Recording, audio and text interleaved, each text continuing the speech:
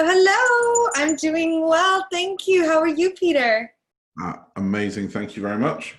I think we're now live after a couple of problems. It seems that the internet is full, but we carved out our little space, I believe.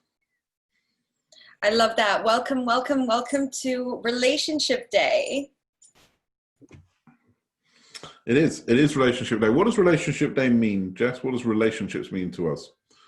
Oh my goodness, that's such a good question. I think personally, for me, relationships is any kind of thought or process or something that you relate. I wouldn't say that I would know the definition textbook by the relating to and then creating something out of that. So it's a relationship with yourself, it's a relationship with others, it's a relationship with things. There are so many different relationships that we have in our life. In this call, I like to usually it kind of goes into the love and romantic relationship. But relationship really is any interaction that we have with one another, with things, with what's going on in the environment, and I think very importantly, with ourselves too. That's a great question. Well, I just thought, we say relationships, and yeah, I guess we do always end up focusing on relationships with, intimate partners, which is, and I think one of the reasons, if you don't mind me saying it for you, is because our mission here at Hack Mankind is to confront fear and misinformation head on and replace them with hope, opportunity, and clarity. That's what we're about. That's what we want to do. So we assembled these panelists such as Jess to help you in the different areas of your life. So we're not here to discuss everything else we do, just give you a very brief overview, then we're going to get straight into the action. I've got some amazing questions for Jess already. She's got some things to share with you. It's going to be fantastic. But Monday, we have a business panel with myself. Tuesday's health and fitness with Ed Lay, who's phenomenal. Wednesday, legal issues with Michael Smikin. Thursday's childhood and parenting with Karen Gouffre. Friday is mindset motivation with Sean Callaghy. Yesterday, Saturday, spirituality with Dr. Clint G. Rogers. And then today is relationships with Jess. So by relationships, we mean we'll constrain it to it's relationships with other people that you care about. Let's put it as simply as that, or care about you. And with a more specific focus maybe on intimate relationships. Jess, let's start with yourself. You have some reading material for us. Is that right? I do. I did promise this morning that I would reveal my favorite books around the topic of relationships. So I wouldn't say they're my favorite. They're just the three that are showing up to me today. I feel like we can have something favorite today, and in 2 months it'll be something different. I've been away for more than a month from my apartment in the city, and I just got back and I looked at I have a ton of books on my walls, on my shelves, and I was like, oh, I got to share some of these. So I know a lot of couples that are living right now together and that are not used to being in such a small space, especially here in the city. Some of us are in studios, and the communication can be hard sometimes, or it can create tension. And I'm sure can is a very small word to what's actually going on. It does create some tensions, and having tools and hacks is really what I'm here for, right? I'm not saying I know it all. I really don't.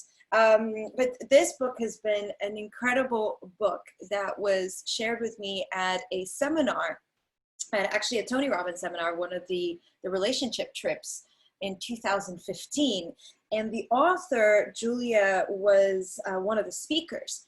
And what I really loved about this workbook is she gives us kind of a way to communicate, right?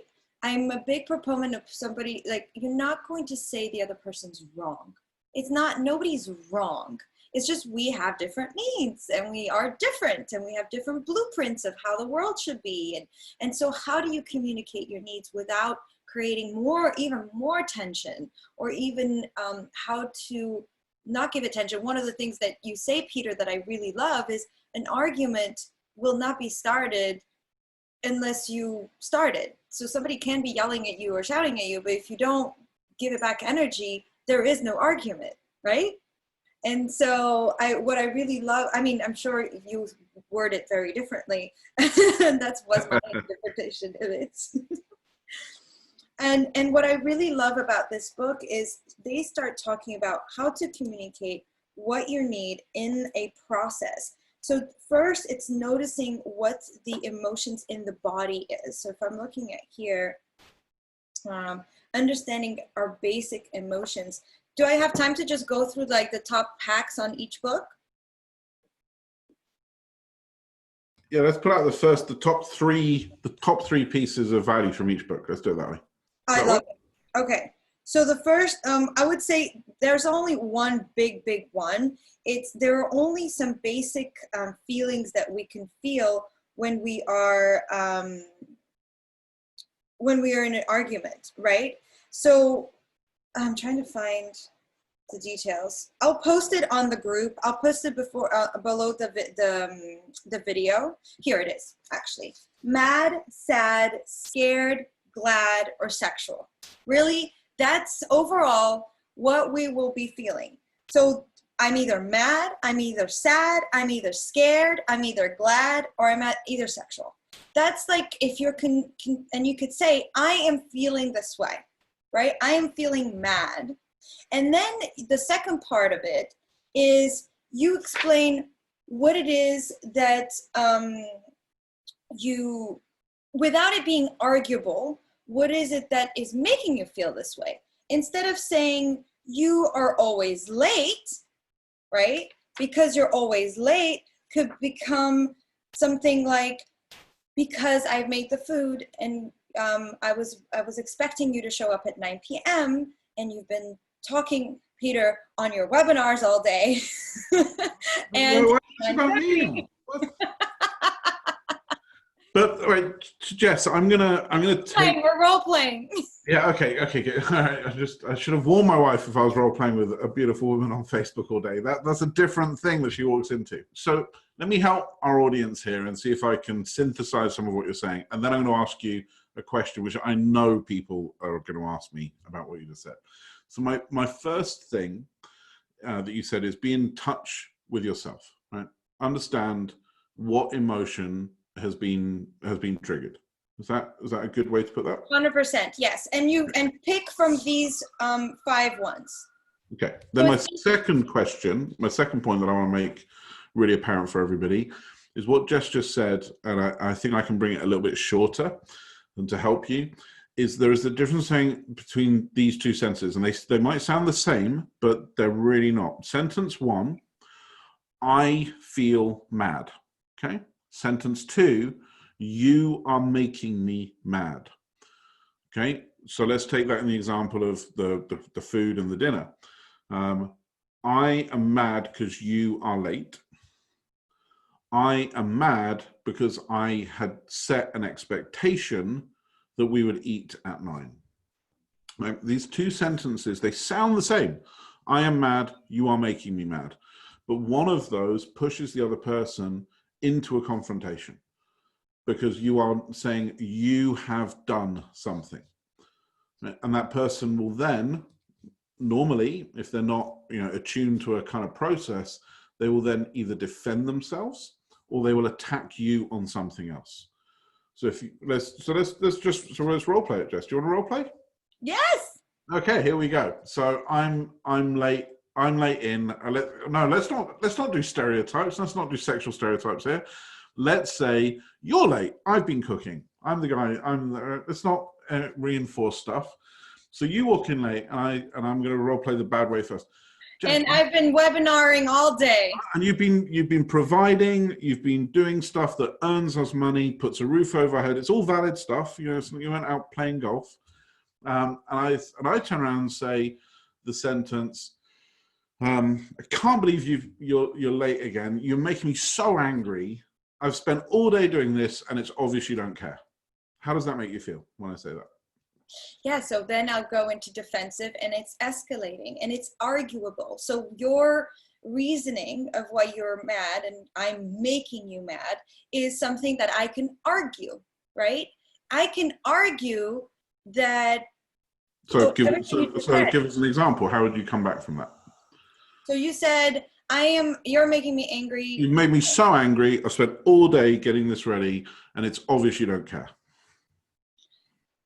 So how do I do it with this formula? No, in the bad way. Let's Oh, in play the bad way. In the bad way. Let's go bad. No, don't you understand? I've been, all you have to do, you're making food. I get it, but I've been working. I'm providing. What do you think? I'm just like playing golf or something? Well, you think that that's more important than actually spending time with your family? You think I'm not doing stuff for our family as well? I totally think you're doing things for the family, but if Well, it doesn't look that way, does it? There wouldn't be a roof for you to do things in. Right. So hopefully everyone listening to this is A, getting some fun out of it, and B, seeing where we're at, right? Within 20 seconds, we've entrenched our positions. We've established that, I am going to argue that no matter what. I'm saying things that, if I'm being honest, I don't believe are true. Jess is saying things, she's actually being slightly more conciliatory than I am, because she said, I get where you're coming from, but. So, and the word but, by the way, means I get what you're saying, but I don't care about it. It's not relevant. I'm just acknowledging it so I can say the thing I want to say. So we're in a whole space now. Maybe we eat dinner together in a mad way. Maybe she storms off and goes back to her work. Maybe I storm out. Who knows? But we're not in a good way. Okay, so should we try the other way? Yes. This is fun. Right, I like this. So we sit down. Now, I personally would leave this till after the event, because I try not to communicate at the point of emotion if I can. So we're gonna add my little thing inside it. I still have my burning question to ask you. So I'm now going to say a couple of hours ago, hey, Jess, when you came in late earlier on, it really made me angry. I'd spent all day cooking and preparing a meal for us because I want us to come together as a family, and because you were late, I just didn't get the feeling that was something that you cared about. I know that's not the case, but I'd really like to discuss it. So can I pause time out a little bit? Mm-hmm. Following, can I do the example real quick? Yeah. So you just see the little tiny distinction, because I could still argue that. How? I could still argue it. And so here, Jessica, I'm feeling really mad right now. And I feel really mad because I made all this food, and I feel like it doesn't matter.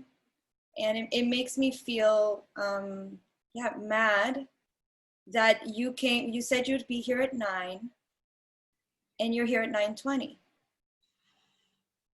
Okay, so the two things you changed was it feels like it doesn't matter. I said to you, and which is the thing that doesn't matter. That's actually, I shouldn't have said that. No, but if you said I feel it doesn't matter, you didn't say to you, so it can't be because it's still a third person. And the 9:20 is a fact, so it's not an arguable point. Okay, so I'll try again. Okay, thank you. This is good. I like this. This is, for anyone else watching this, whether you're watching this or not, I'm getting free relationship coaching. So hey, you can do what you want. It's brilliant. So hey, Jess, I just wanted to talk about earlier. It made me feel really mad. I'd spent time and energy getting food ready and arranging the kids so I could make sure that we're ready for 9 o'clock. And you came in at 9:20, not 9. Yeah, perfect. I can't argue that. So what would you say? I can't argue that. And then you would actually go deeper with the process. You would go deeper, and then you would explain what it is that you want. Okay. I would say if I'm being as rational as I can be, which is why I'd leave it until I wasn't mad anymore, I would say I totally understand that sometimes work can overrun, and you've got many people, you've got loads of people working for you. I know that you're not the only person that can control your time, but my belief is that you could have told me at 8:30 if 9 was no longer reasonable, and I could have then replanned and moved stuff around. Yeah. And that is the perfect, you can't, like, that totally escalates the situation. De-escalates. Yeah, it's a good word. And you can still be angry. And I just want to touch point on something that you mentioned before, where you mentioned that you prefer not to say it at the point of emotion and come back to it later. Mm-hmm. For some people, I am one of those people. If I do wait, I never end up doing it. I just like, oh, it wasn't really that big of a deal, and it just stays in and it can build up. And then it's, so being able to express anger, to express the feelings when they happen in a healthy way, or what I consider healthy way, right, is, for some people important. For personally, it is important for me. So being able to say, you know what, and even having the emotions, like, I'm really angry right now. I'm really angry right now. You know, we said we were going to do dinner at 9, and it's really, and it's 9:30. The food is cold, and I feel angry, and I feel unloved, and I feel not cared. And I would really need you to tell me 20 minutes before, or half hour before, an hour before, that you're not going to be able to make it on time, so I can, you know, delay the cooking thing, because now the food is cold and I feel really angry the food is cold. So I could still have that energy, but it's really hard to argue the words. It's all about how I feel. You can't argue how I feel. I feel how I feel. Yeah, you feel how you feel. And this is about, you know, taking it internal, right? You're talking about what you feel, how you feel. You're not talking about the other person. You're saying things, and you're avoiding things that can be turned into an argument. 100%. And then I also want to touch point on one thing that you mentioned is, like, you know, I on this role play, I've been working all day. You were cooking the food, and then you say, you know, it's not like you were playing golf all day. You were working. What if I was playing golf, right? It doesn't matter what it is, because then we add judgment to what the other person is doing, that they should and they shouldn't be doing it. It has nothing to do with making them right or wrong, right? It's not that I was doing something right or I was doing something wrong. The important is you're feeling unloved and not respected or not cherished because we had agreed on 9 and I didn't show up at 9. Okay, and Jess just spoke from the perspective of a woman, not a man. Unloved, uncherished. For a guy, untrusted, unvalued, right? Because I don't mind if I feel unloved in an instance, because I know that to me, and maybe this is my hallucination, that is not a valid expectation 24/7. People have their own stuff going on. You're not always going to be receiving love. Right? If someone's just had an argument with their mother or their father, don't expect to be feeling like you're receiving love. But I do expect personally to always feel like I'm trusted and that I'm fulfilling my bargain to my relationship. Right? They're two things that just, and this is again me talking as me, I value those things. 100%. So if those things are called into question, like I haven't provided, then I'm like, you know, even like me and my wife almost managed to have an argument the other day because the Wi-Fi flitted in and out because we have an old house with stone walls where we have these little Wi-Fi repeaters around the house. So if you walk around, the Wi-Fi can drop in and out. And she literally said, this Wi-Fi never works. And what my heart heard was, you haven't done this properly. You haven't solved this. You haven't fixed this. You have not given me this stable thing. There was, and I actually said, you know, I just took that person. She went, why would you take that personally? I'm like, because I'm the one that did it.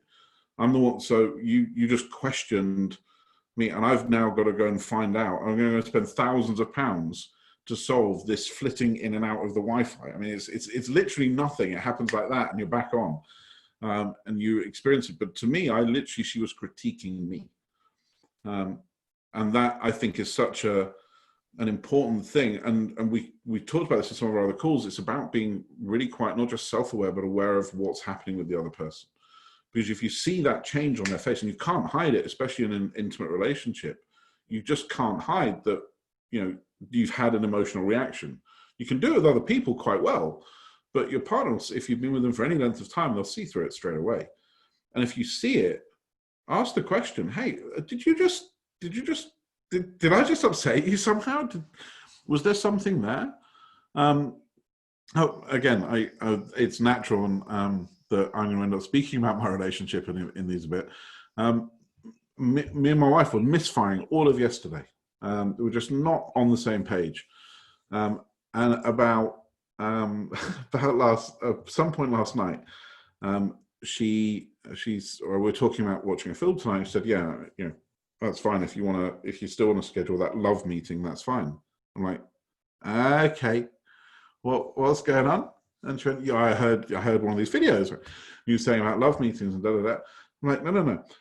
I was referring to one of Dimple, our guest speaker on Friday, where they actually sit down and schedule having a meeting about their relationship, and I called it a construct. And because Liz hadn't heard the interview, totally understandably, she'd put the two things together, of me saying that essentially watching a film, having a date was a construct, was a meeting. And she felt really devalued from it. And I got it all. And, you know, I was like, okay, I explained it. When I explained it, she's like, okay. I'm like, why didn't you just say that like 8 hours ago when you heard it? And the truth of it is, it's not her fault. You know, as I said, we were misfiring throughout the day. And at no point did I say, what's up? Why is this? What's going on here? Because this energy is not, it's not what I'm used to. There's something else going on here that I've obviously not picked up on. And if you told me about it 6 hours before, it was a totally innocent misunderstanding that can happen 100 times a day. And I think that's such an important thing, is being willing to tell someone straight away, hey, that thing really upset me, or that didn't work out the way I wanted it to work out. And I think the longer you're in a relationship, the more lax you can get about it, about actively communicating versus just having an expectation they understand everything about you, and every interaction. And I think that, so actively communicating, but also being fairly actively aware of the other person, and being willing to ask the question. 100%. I love, and I want to commend both of you to be able to have that moment of you even saying, I'm going to take that personally, right? About the Wi-Fi. I said, I'm going to take that personally. She's like, why? And then she would explain, like, it's nothing to do with you. It's just the Wi-Fi. And being able to speak about it in a loving way. And you don't need the book. You have that already. And there's just little tweaks here and there. But for people, for example, for me, the first time I have this book, I was just like, it was like, oh my goodness, I didn't know I could communicate this way, right? I didn't know I'd make a difference. And so that's why I find it super, super useful. It's to have a tool that you can use in moments like that, to really interrupt and say, you know what? And sometimes it's hard. A lot of times we know our partners, there's something wrong.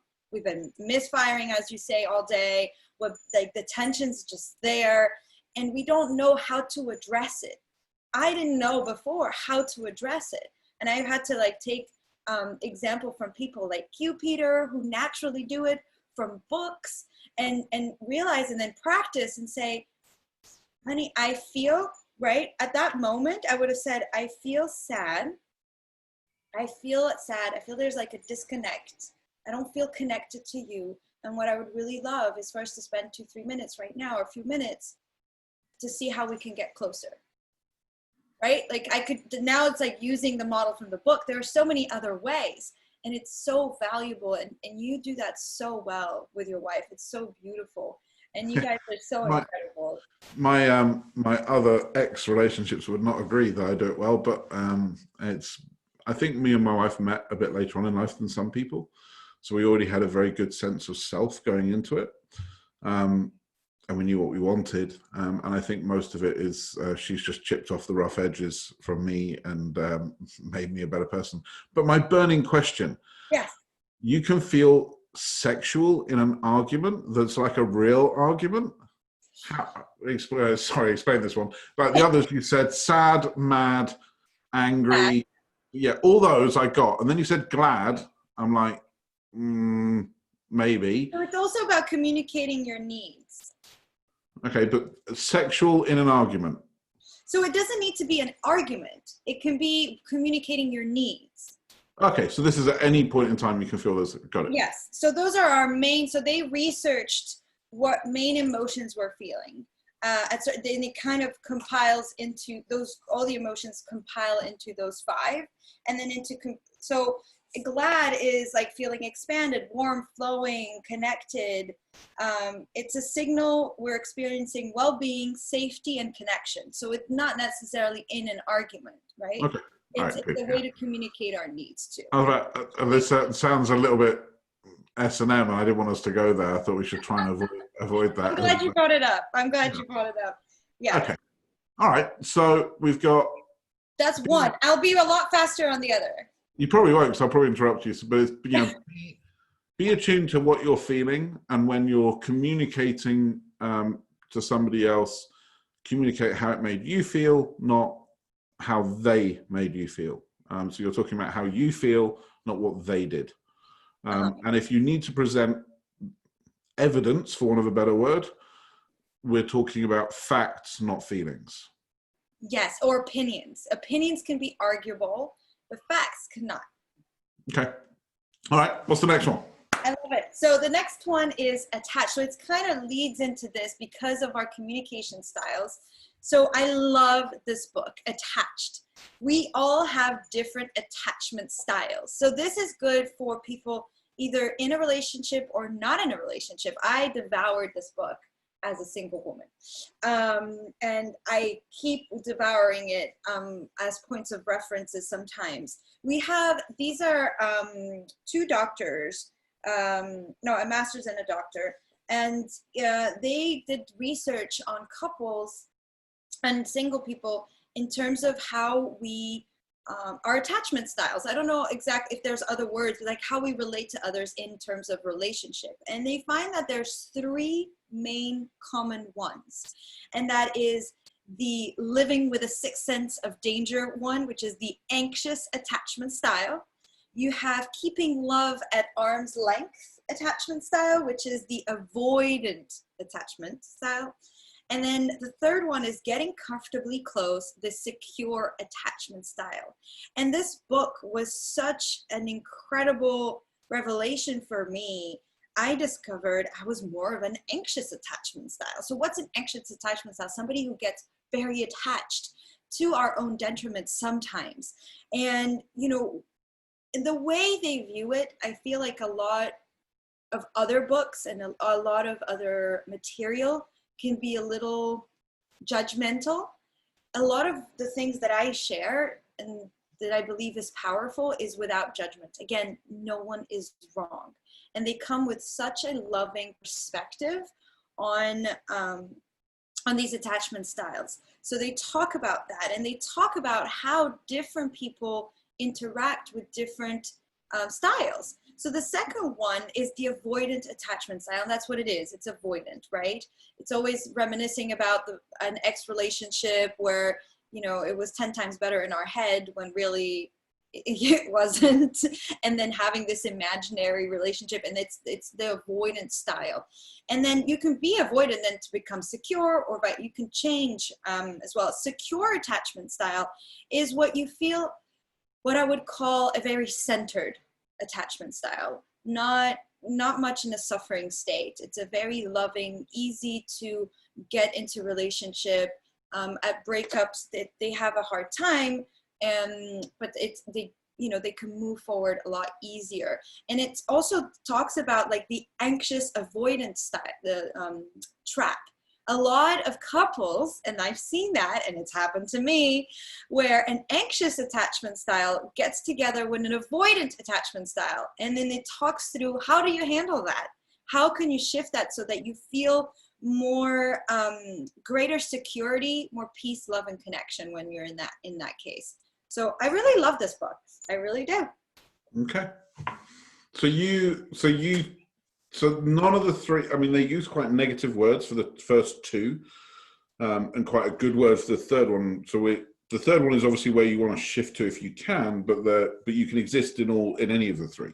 Correct. Yes. Yeah. And it can be seen as a negative word. It's really what it is.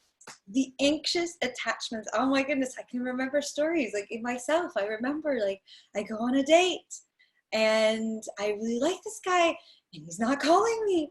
He's not texting me. Who am I going to be obsessing about? The guy that's actually texting me or the guy that's not texting me? Guess. Yeah, it's the guy that's not texting you. Yeah. As an anxious style, as an avoidant, right? The guy that's not texting me, and the guy that's not texting me, and the guy that is texting me, I'm going to be giving more attention to the guy that is texting me until he gets too close to me, and then I'm going to totally sabotage it. And then as a secure, I'll take attention of both, but the person who is not texting me, it's not going to bother me. I will realize, especially talking to girlfriends, I have this incredible girlfriend. She is total secure. And the way she talks to me when I remember talking about this particular situation, why do you want him to text you back? He's not texting you back. Well, he's clearly not what you're looking for. Like total neutral, total secure style. And it's just a way of being, and no one's right or wrong. It's what you have to see. Is it creating peace or is it creating tension in your body? For me, being too anxious is not good for me. It's really interesting because, I mean, we speak about, and you'll hear this on, we have 7 panels, we have support calls, quick plug, www.hatmankind.com, sign up now, first 1,000 people are free. But on a lot of our calls, we make sure, and I think we haven't done it here, and we should do it, we make sure when we refer to men and women, we are referring to masculine and feminine energy, right? And you can have a very feminine man, and that's not a question or a comment on their sexuality. It's just where their energy comes from. And you can have a very masculine woman, and again, that's nothing about their sexuality. That's just how they present their energy. And a lot of teaching comes back to you do not want those two energies in the same place. You do not want a masculine man and a masculine woman together. It kind of will blow up and turn into fire very, very quickly. And you don't want a feminine man and a feminine woman together. But you can swap energies. You can exist in one state and go into another state. It's something that yourself and Ashley, we have a session on Wednesdays, I believe, 3 p.m. Eastern, with Ash DePrezio, who's our expert on female empowerment or feminine empowerment. And Jess and you and her spoke about this.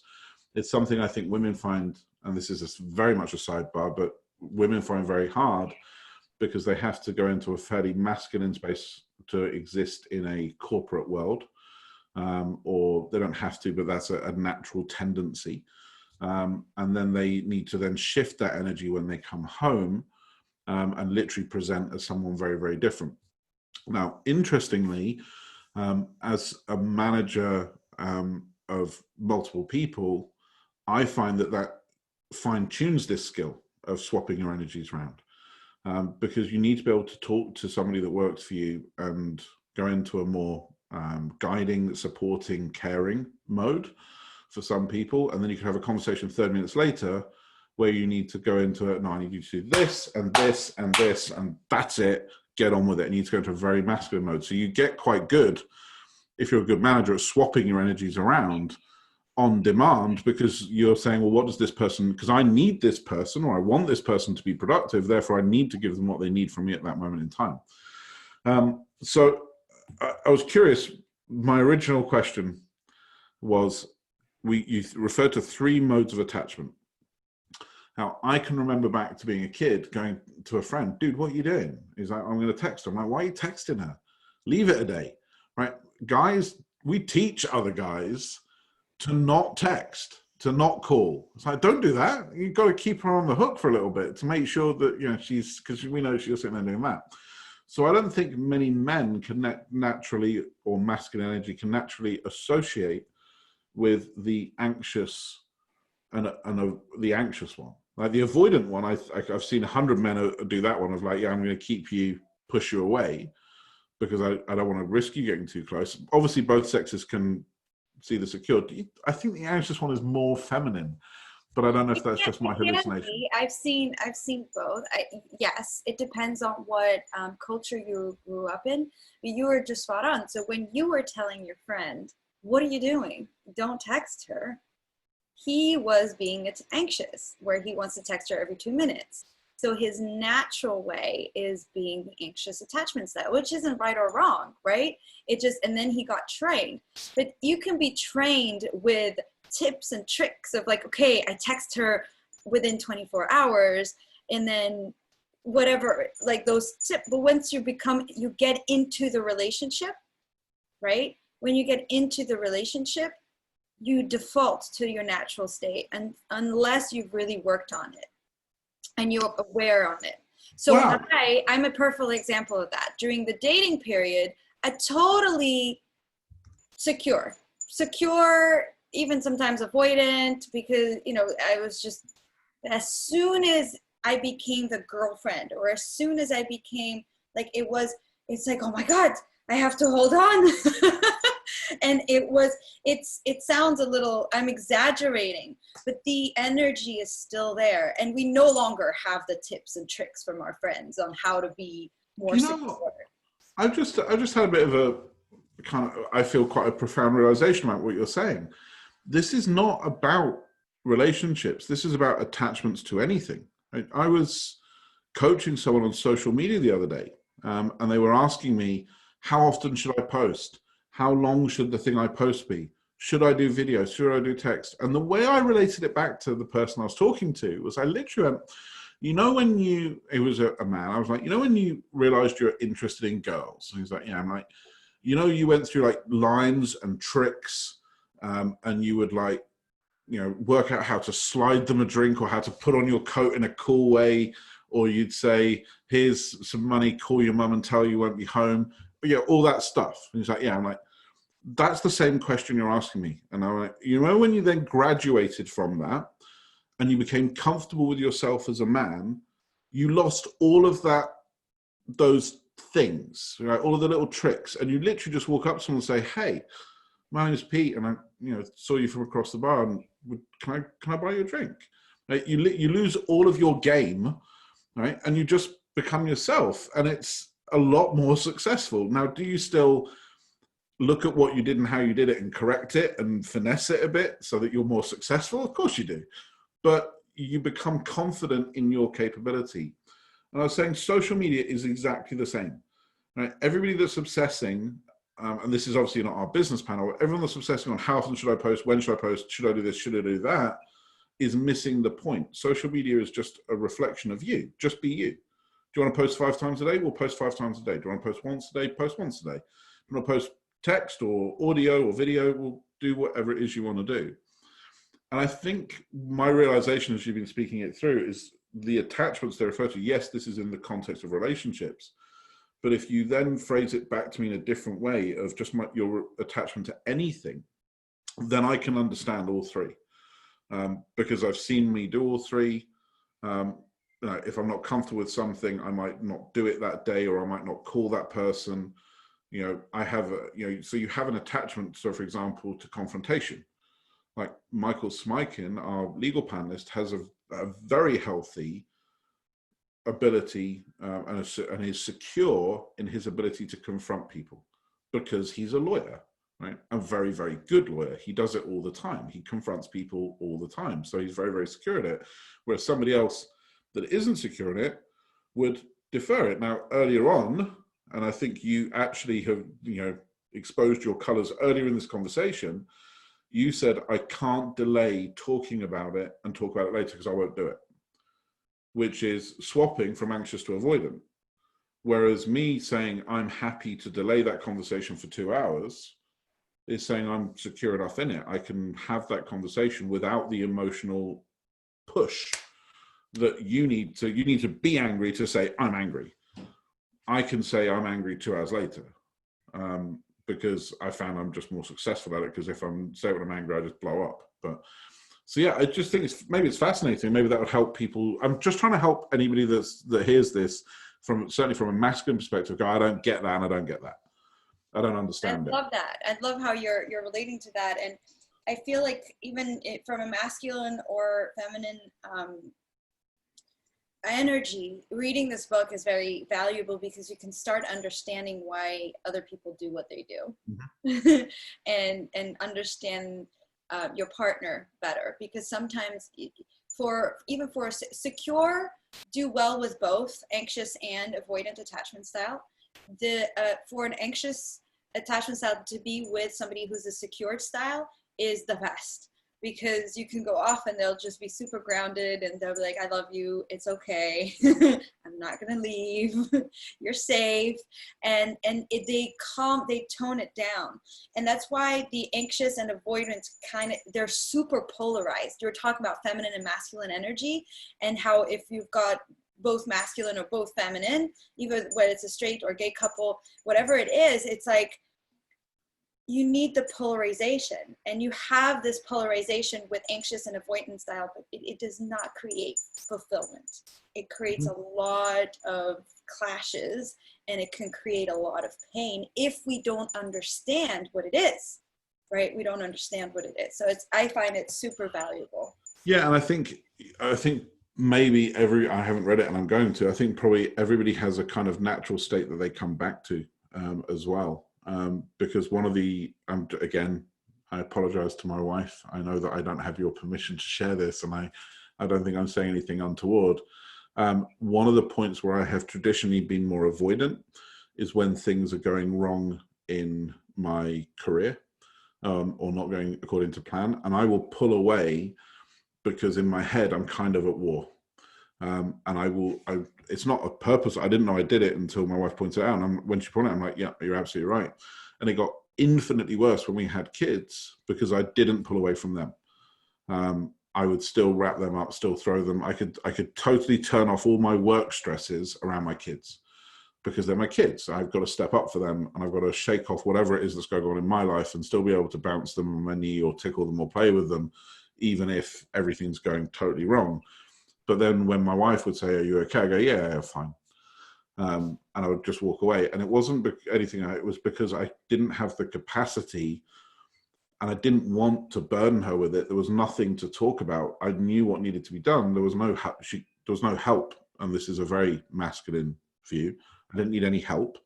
There was nothing that I wanted to discuss. I didn't want to discuss it. I just wanted to go and fix it. But if that's an elongated period of weeks, it would bring out the more anxious side of her, because as much as she logically knew it's not about me, it's about that, it still brings out that, why doesn't he love me? And as I said, when the kids then came around, it became even worse because she saw this kind of polar, like I would walk in and she'd say, you okay? And I go, yeah, I'm fine. And then I'd pick up my kids, throw them around, give them hugs, give them kisses. And then I'd walk out and literally almost ignore her, not on purpose at all, to go back to work. And that brought out something in her that it's not true, it's not her, it's not where she lives, but it did make that come out in her. And it took me literally probably a good 4 or 5 years to understand how to do that. And one of the things that helped me, and this is a construct, Liz, I apologize, but it's a construct she's aware of, is I often, when I'm at the fringes of adversity, I will often imagine that I'm an actor in a play, and I will go, what does I want the actor to do here? What does that actor in this film, how does he react? And the actor in that play goes into his wife and says, I'm just really stressed because of this, this, and this. And can we just talk for 10 minutes? And every time I'm glad I did it. It's not an effort once you do it, but to me, there's always a space to be more conscious and sentient in your relationships and think through, well, okay, I might need that and I might need that, but what do they need? And how am I going to help and serve that? Because the one thing that I find so amazing is that people seem to think women are quite hard to understand, and respectfully, with love, I think you're incredibly easy to understand. I think if you give women an ounce of time, of true time, and give them attention and validate what they're feeling and thinking, they will literally do anything for you. If you have a woman that loves you and you support her, sadly for the guys, you have to give first. They have to go first in order. Right? If you've got two, and you might not agree, but this is my understanding so far. If you've got two things and you both need to talk, let them go first. Because once they've got rid of their depth of emotion, which, sorry guys, we can't feel to the same level women really can. Once they've gone into that, they will support you and push you and promote you and they will literally rip out their own internal organs to support you if you make them feel loved and validated and give them that safety. If you don't do that, you'll get nothing.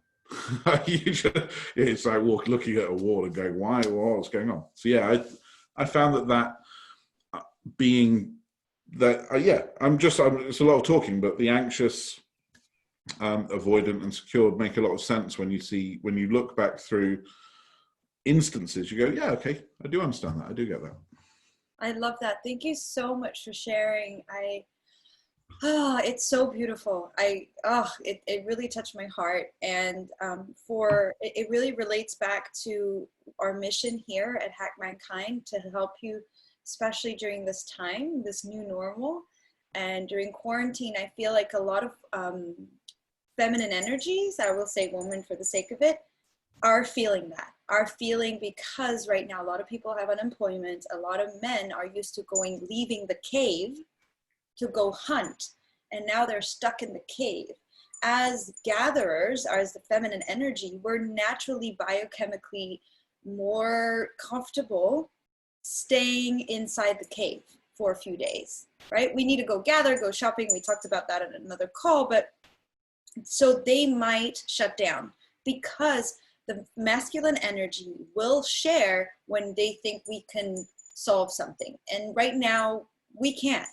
Right now, as the feminine energy, we can't. Like Peter said, like there was no point in talking to her, but it's not like she could do anything. So I just went back to hunting, right? I went back to working. So as a woman, what do we do when we feel that? Because it hurts so much to see the people that we love in pain and disconnect from us. And then it creates everything that you said is so true. That what you said that we feel 100%, but not all men have that energy that you have. Yes, it's even worse than that, because one of the things that you said on one of our previous panels is you can't get everything from one person, right? So that sense of connection and love and validation is what, again, grossly stereotyping, is what women get from other women, right? That's the job of your girlfriends, to sit and natter and like, you one up each other with your problems, like, and and you can't guess what, and like to a guy, it's like, whoa, what's going on here, right? So not only are you now not getting that from the man in your life because he's retreated into his self and etc. And honestly, one of the reasons I don't do it is because I don't trust myself, right? Because obviously everybody can see I'm a pretty big guy, right? If I cannot ever let myself get violently angry, right? I can't, right? I would love to sometimes be 70 kilos, not 100 and something, because I'd love to punch a wall every so often. But if I punch a wall, the wall falls down. It's not a good thing. It's not a good state for me to be in, right? So I will never let myself get violently angry. And I'm not talking about physical violence. I'm just talking about scary, angry around my wife. I never want her to be scared. That's never, ever my intention. So the depth of some of the feelings in times like this can get so big that actually they can't be shared, right? Because they're too. I would never ever bring that to my wife. I would never bring, and this fortunately, thank whatever in the world isn't true. But if I know we couldn't pay a bill in a month's time, I would not bring that to her. Right? I would not bring that to her. That just literally gave me shivers. Do you see, like, I really hope that the women watching this or the feminine energies watching this listen to it. The reason you didn't share is you don't want to go into that space because you don't want to scare her and you're therefore protecting her. Yes. And we don't realize that. We need to understand that we are different. We are fundamentally different. Equal, but different. and therefore the way we handle stuff is different. And we're there, it's not like they're out to do something to hurt us. It's the actual opposite, and the judgment we give it is to do. So what do we do when that happens? You take this book and you go, I'm feeling sad because I see that you're working so much. I feel disconnected. I see that I feel that that maybe there's something wrong, whatever it is, just to save me, again, using the tools, and I'm not doing it justice because it has literally... Look, let's just say that you just said that to me. Let's do this little role play again. I think it's probably one of the last, and we'll have to save the next bit for next time. And for anybody that, I'm going to try not to swear, but this is actually now, bringing out kind of raw emotions in me, right? My reaction to you saying that would be, what the fuck do you want me to say? I didn't finish. So the book, so let me finish. So I would say, I feel sad. I feel like this. I would love a hug right now. I'm giving you the solution. I'm not only saying I'm feeling bad. I see that this is happening. This is what I need. And then you'd get that. That's easy, right? And then I would cry, you would hold me, and I'd feel much better. Yeah. Now let's go back to the other way, the bad way, where you say, I feel sad, I feel disconnected. You're just not talking to me, right? I know right now because I could be in an emotional state. You always have to give. You always have to give. This is how you can resolve it. Yep. Because I would say, what the F do you want me to say? I don't know when the money's coming in. We've got 2 kids that I swore I'd look after. I've got a roof over our head. What is it you want me to tell you? That everything's going to be okay and that you love me. And I can't tell you everything's going to be okay because I don't know, but I can tell you I love you. And I can tell you I'll flay off all my skin before I let anything come at you. But here you go. And then I'm like, okay, well, was that it? Great, wonderful. See how easy that was? But yeah, I would literally, we had a situation thing the other day. I was waiting for some money to come in. There was a bill I knew we couldn't afford to pay.